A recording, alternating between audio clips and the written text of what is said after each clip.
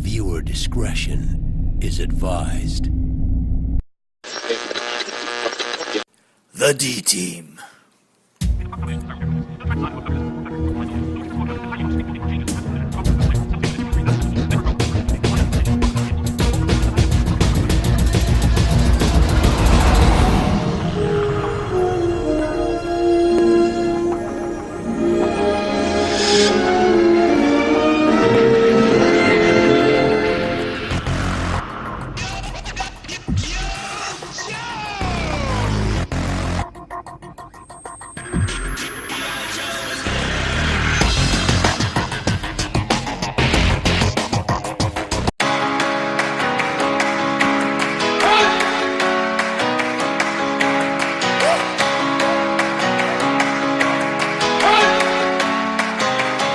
I be the one to doubt us,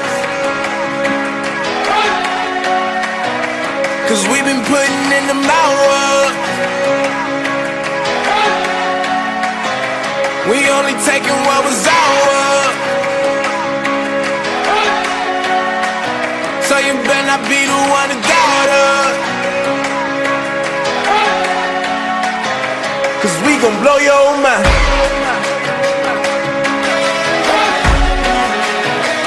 We gon' blow your mind.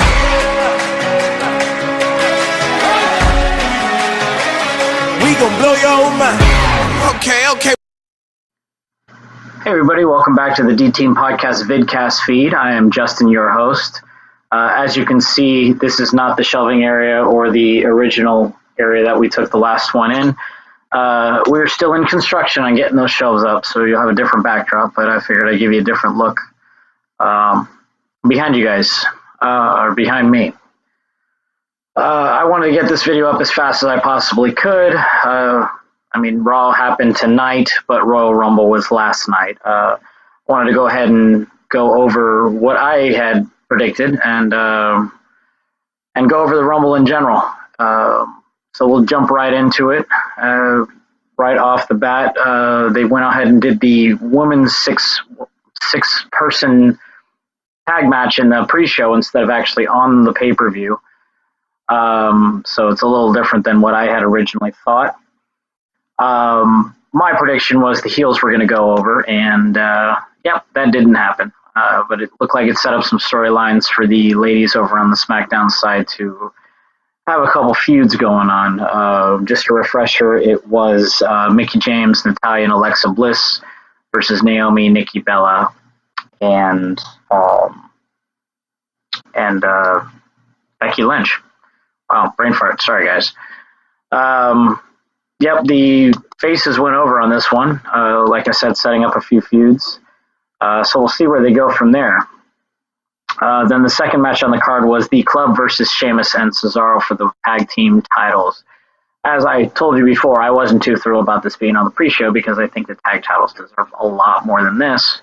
However, if you look on the SmackDown side, they didn't even put the tag titles up because Jason Jordan and Chad Gable weren't even anywhere in or around for the Rumble. They didn't even appear in the Rumble itself.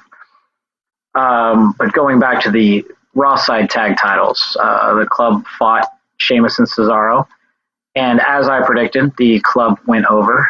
They looked pretty strong, and it did set up Sheamus and Cesaro to go back into their feud or maybe focus on their singles career back where they belong, even though they were a pretty good tag team after they started to get along a little bit. Then the last match on the pre-show was Sasha Banks versus Nia Jax. I was hoping for Sasha to come over, but apparently she did not. She ended up getting beat pretty bad. Wasn't even worth the watch, to be honest with you. After all that, then you went into the actual pay-per-view itself. You led off with the women's title from the Raw side, Charlotte versus Bayley. And as I predicted, Charlotte continues her pay-per-view streak and retained her title against poor Miss Hug-a-Lot Bayley. She ended up getting natural selection on the ring apron. but to be honest, it didn't hold my attention. I ended up dozing off multiple times in this match. I felt really bad for the ladies, but they couldn't hold my attention. But I think Bayley will finally get over on Charlotte and break that pay-per-view streak at WrestleMania when they face each other again. Then you ended up having the Kevin Owens and Roman Reigns Universal Championship fight with Chris Jericho in the shark cage above the ring to sell that Crash Cage ring playset toy that they just couldn't sell previous to that. So I think sales probably went up for a bunch of kids wanting the Crash Cage after this match. But it was an all-in-all pretty good match. Roman and Kevin looked pretty strong up until Jericho threw the brass knucks into Kevin Owens. But it was a well-fought match. Pretty inventive by Kevin Owens, putting up a pyramid of chairs, doing a frog splash through the table. Pretty good match, and Braun Strowman ended up interfering at the end of the match and helping Kevin Owens retain. So I was wrong on this one. And your next match was Rich Swann versus Neville for the Cruiserweight title. I don't know what to say about this match. It was not as entertaining as I was hoping for. Neville looked dang good, like I said he was going to, and he ended up getting over and winning the Cruiserweight.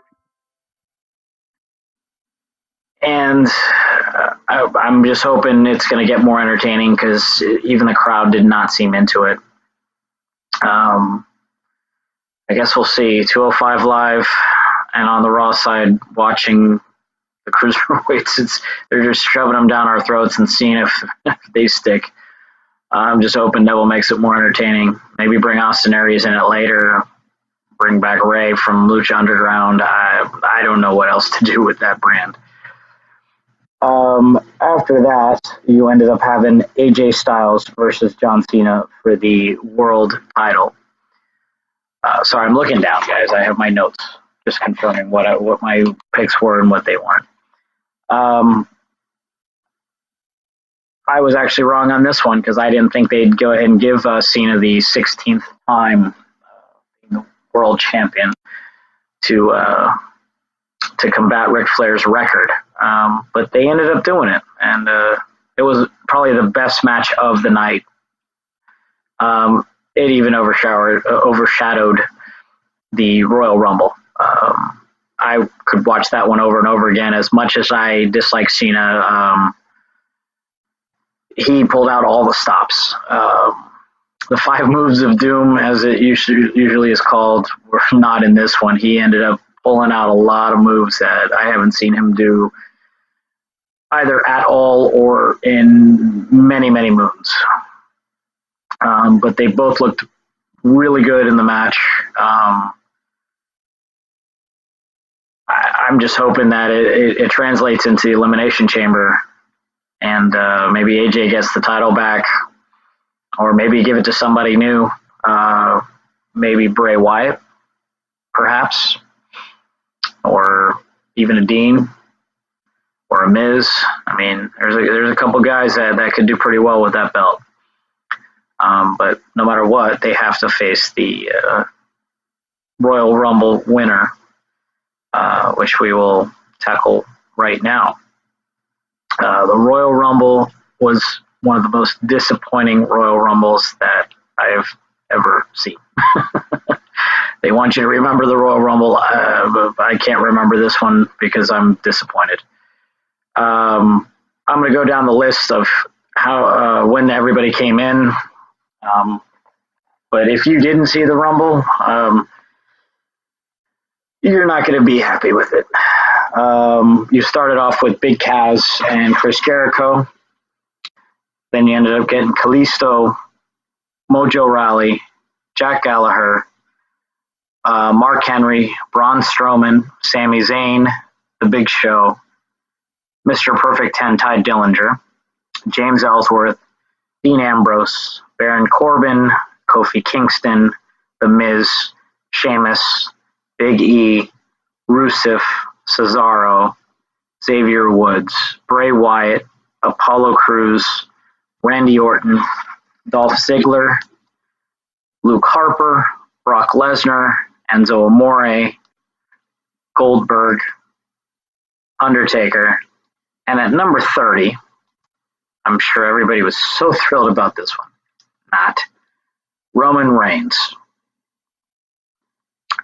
Thanks, Vince, for shoving him down our throat even more. Some really cool notes that happened out of everything, though. Jericho actually broke the most time overall out of all the Rumbles, with over 4 hours being in the Royal Rumble. So hats off to him. He lasted over an hour in this Rumble alone. So he is definitely putting some sort of record together for when he hangs them up officially. So he's got some other stuff on top of all the title reigns and whatnot. Braun Strowman was the most eliminations of the night. Go figure. The next person that had the most amount of time, believe it or not, was Sami Zayn. He lasted quite a while in there, but it didn't translate because even his feud with Braun Strowman was met with deaf ears. It's pretty sad, actually. The shortest amount of time in the Rumble, believe it or not, was Brock Lesnar. He lasted a very short amount of time. Goldberg ended up spearing him and knocking him out of the ring. Pretty sad for one of the most anticipated guys in the Rumble. And he ended up throwing a bunch of people out too. So I don't know. Before Goldberg came in, he was wrecking the ring, basically.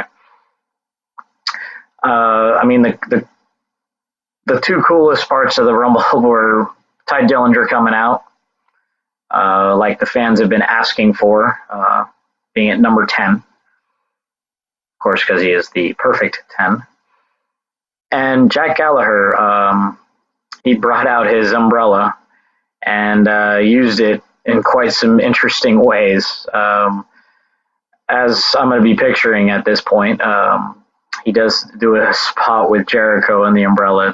It's pretty funny. But your winner is Randy Orton.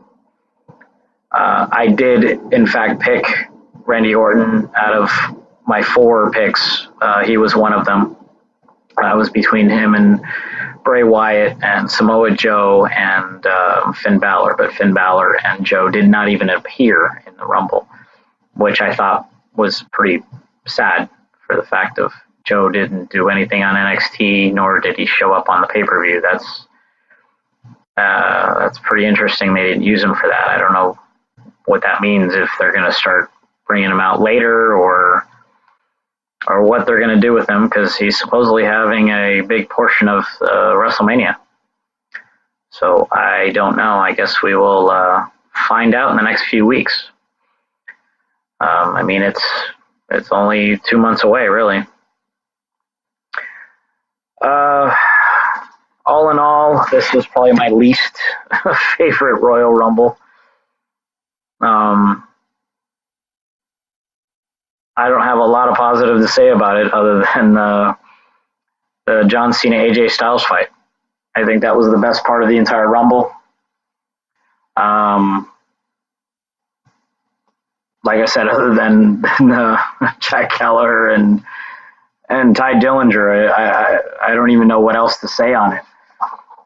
I mean, you've had some great winners over the years, but Randy Orton now makes that a 2-time winner, which is great for him. It does set up something different that we weren't really looking at before the Rumble. You were thinking a Brock Lesnar or a Goldberg or a Taker or somebody that's a Braun Strowman, a big name, a big person. to win the whole thing and go on to WrestleMania and fight for a title. But we got Orton, which I have no problem with. I'm excited for that. I'm just curious who they're going to have face. I still think it's going to be Bray because it makes sense with that whole imploding of the Wyatt family. But you didn't even have an Eric Rowan run in at all. You had Luke Harper clotheslining Bray Wyatt, but that was like the extent of the Wyatt family really fighting each other. I don't know if you know what else to say. I'm very disappointed. I guess that's why my monotone voice is working today. Anyway, let me know what you guys thought of the Rumble. If you guys were as disappointed as I was, because it's really not very thrilling for me to watch this one again. I don't know if I want to watch this one again. I watch them more than I watch any of the other pay-per-views.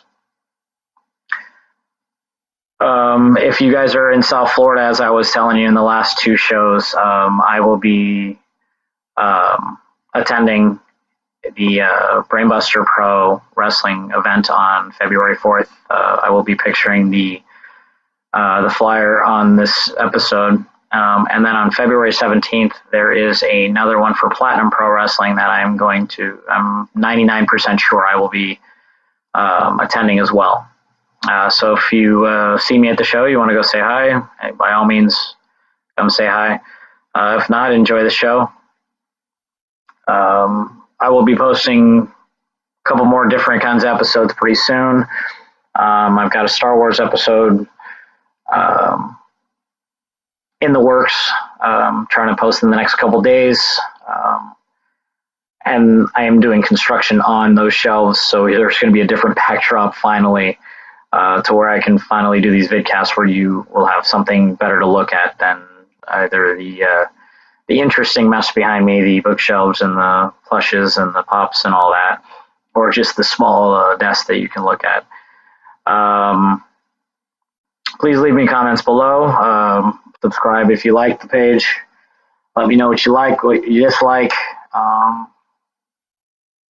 Yeah. I guess I'll see you guys real soon. Knowing is half the battle.